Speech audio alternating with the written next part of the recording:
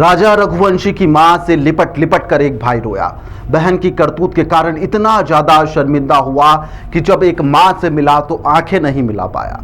लिपट कर रोने लगा। राजा की मां को देखकर बिलख पड़ा। उन्होंने गले लगा लिया। उसकी आंखें शर्म से झुकी हुई थी। कहने लगा, बहन को मौत की सजा से कुछ भी कम मंजूर नहीं।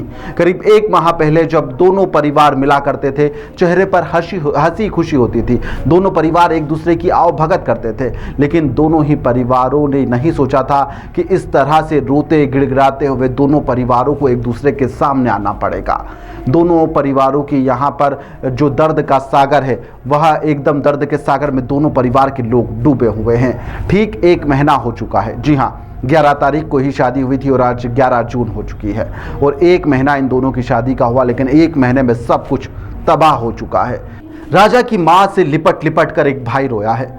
बहन की करतूत इतनी ज़्यादा शर्मिंदा कर देने वाली थी कि सोचिए आप, उसकी वह आंखें नहीं मिला पा रहा था। उसकी मां से लिपटा, राजा की मां से लिपटा, रोने लगा, बिलखने लगा। शर्म से आंखें उसकी झुक चुकी थी।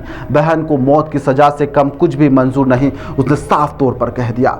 करीब 1 माह पहले दोनों परिवार जब एक दूसरे से मिलते थे, जब शादी की बातचीत चली थी 1-2 महीने पहले, तो हंसी खुशी मिलते थे। दोनों एक परिवार एक दूसरे की आवभगत करते थे, लेकिन ठीक 1 महीने बाद यहाँ पर दोनों ही परिवार यहाँ पर रोते गिड़गिड़ाते एक दूसरे के आंसू पोंछ भी नहीं पा रहे हैं। सोचिए आप, इस स्थिति में है। दोनों परिवार दर्द के सागर में डूबे हुए हैं। यहाँ पर दोनों ही परिवार बड़ी ही समझदारी का भी एक परिचय दे रहे हैं, वरना इस तरह के मामले में हमने अक्सर देखा है कि यहाँ पर परिवार हमला, मारपीट या अन्य तरह की घटनाओं को भी अंजाम दे सकता था। लेकिन दोनों ही परिवार बड़ा दिल रख रहे हैं, बड़ी दरियादिली दिखा रहे हैं और बड़ी ही समझदारी का परिचय देते हुए एक ही साथ यहाँ पर जो तस्वीरें सामने आ रही है उसके अंदर रोते बिलखते हुए नजर आ रहे हैं। राजा रघुवंशी हत्याकांड में जैसे जैसे जांच लगातार आगे बढ़ रही है, वैसे वैसे रोज नए खुलासे हो रहे।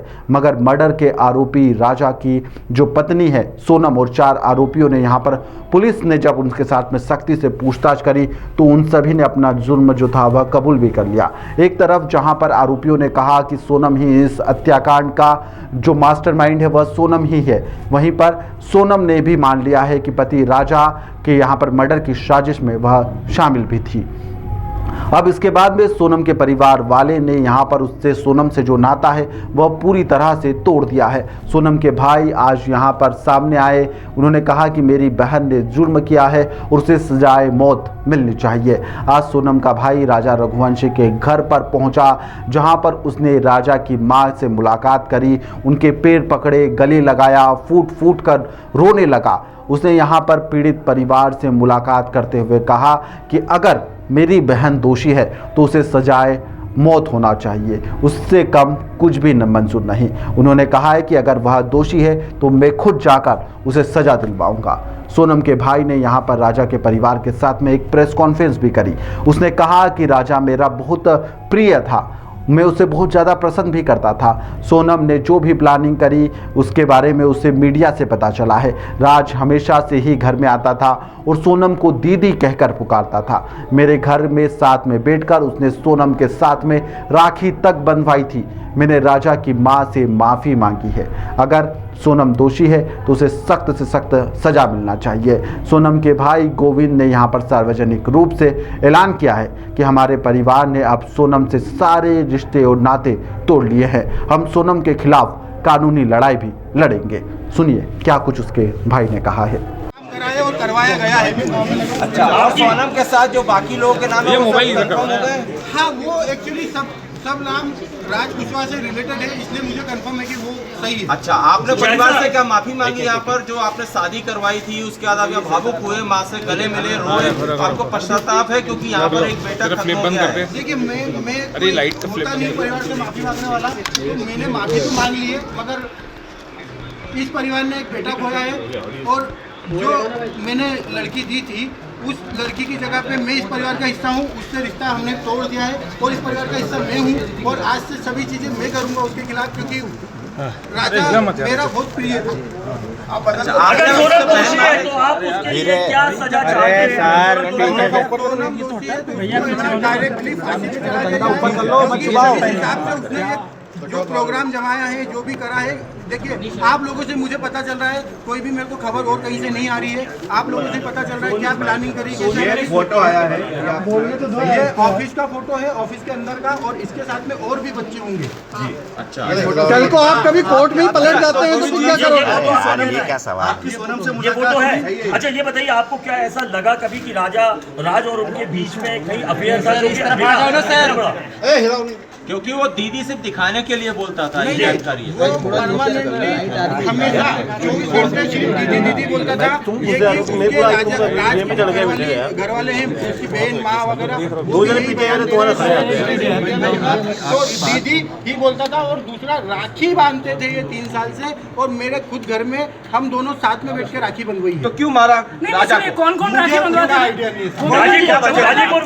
गाजीपुर में पहुंचने के बाद उसने सबसे पहला कॉल आपको किया। उस कॉल में उसने क्या बताया, क्योंकि लगातार इतने दिनों तक वो गायब थी? पहला कॉल आपको किया, गाजीपुर से क्या बातचीत की, क्या उसने अपराध कबूला था? नहीं, उस समय वो सिर्फ रो रही थी, फूट फूट के रो रही थी कि भैया मैं यहाँ पे हूँ और ढाबे पे हूँ। मैंने वो ढाबे वाले से बात उससे बात नहीं करी, मैंने ढाबे वाले से बात करी कि भैया इस केस को तुम सिर्फ सोनम रघुवंशी गूगल पे लिखोगे, पूरा केस खुल जाएगा, आप सिर्फ इसको नजदीकी थाने में भिजवा दो। उसने बोला मैं अकेला हूँ, तो मैंने सब चीजें अरेंज करके 2-4 थाने में फोन लगाया और मैंने पुलिस को वहाँ भेज के उनको अरेस्ट करवाया। उससे 2-4 बार मेरी बात हुई थी, मगर उसमें कोई नहीं पूछ पाया कि कैसे क्या निर्णय हुआ, क्या हुआ, क्योंकि वो फूट फूट के रो रही थी और घबराई हुई थी। अच्छा ये बताइए, आप कल को पलट तो नहीं जाएंगे? कल आपको पलट तो नहीं जाएंगे? अभी आप मीडिया के सामने सारी बातें तो कर रहे हैं, कल पलट तो नहीं जाएंगे? पुलिस ने बयान दे दिया, कोई नहीं है, मैं सत्य के साथ हूं।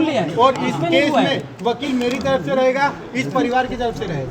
आप क्या चाहते हैं, सोनम को क्या सजा मिले? कबूल कर लिया है, ये पुलिस ने बयान दिया है, पुलिस ने बयान दिया है। अगर पुलिस ने बयान दिया है और सोनम ने कबूल कर लिया है, तो इसके पहले मैं आपसे बोल चुका हूँ कि सोनम गुनहगार है। कारण क्या हो सकता है? यही तो बात है साहब, उसका अनुभव मुझे नहीं है। अगर उसका अनुभव मुझे होता तो यहाँ तक कहानी नहीं पहुँचती। इस कांड में सोनम की कोई फीमेल फ्रेंड ऐसी है ही नहीं जो इन्वॉल्व है, और फ्रेंड ही नहीं है एक्चुअली उसकी।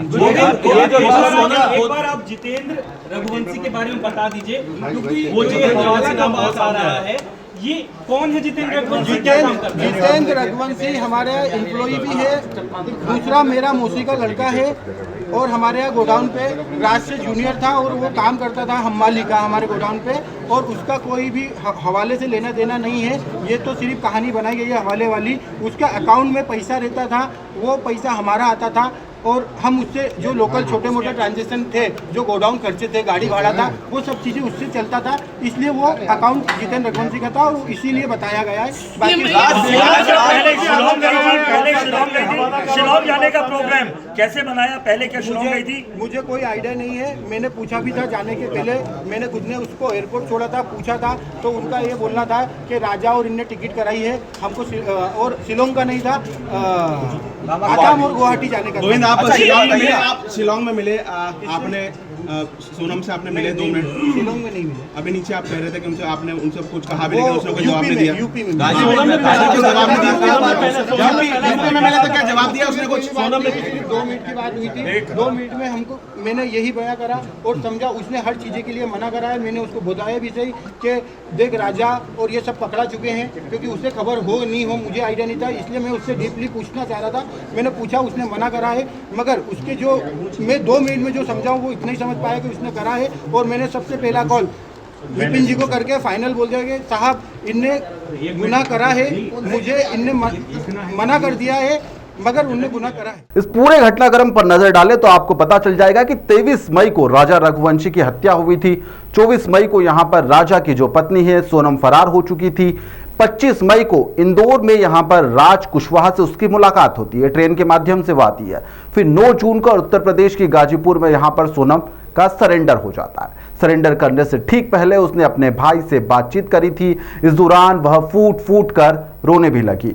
पुलिस को यहां पर सूचना मिलने के बाद में गाजीपुर के उस ढाबे पर पुलिस पहुंचती है, उसे हिरासत में लिया जाता है। 10 जून को कोर्ट में उसकी पेशी होती है, जहां पर उसे 3 दिन का ट्रांजिट रिमांड मंजूर कर दिया जाता है। 11 जून को यहां पर पटना से होते हुए सोनम को शिलोंग ले जाया गया, जहां पर राज और अन्य आरोपियों के सामने यहां पर सोनम का सामना करवाया चाहता है, जहां पर कहा जा रहा है, यहां पर मीडिया की जितनी भी रिपोर्ट है उसके अनुसार कहा जा रहा है कि यहां पर सोनम ने अपना जुल्म कबूल भी कर लिया है।